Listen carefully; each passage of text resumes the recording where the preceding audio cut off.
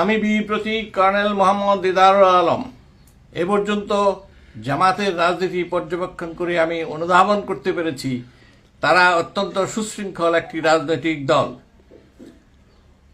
কোনো চাঁদাবাজির অভিযোগ নেই, ঘুষ দুর্নীতির অভিযোগ নেই, দখলবাজির অভিযোগ নেই, নারী নির্যাতনের অভিযোগ নেই।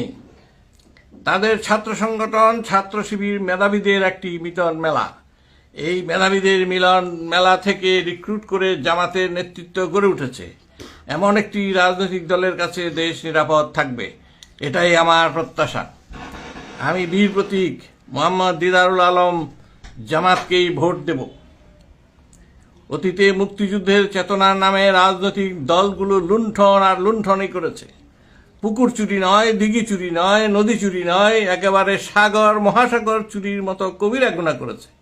সবচেয়ে বেশি ক্ষতি করেছে লুণ্ঠিত টাকা সম্পদ তারা বিদেশে পাচার করেছে, যার ফলশ্রুতিতে ৮০ টাকার ডলার ১২০ টাকায় পৌঁছেছে। ডলারের উচ্চ মূল্যের কারণে জনগণের জীবনযাত্রা কঠিন থেকে কঠিনতর হচ্ছে।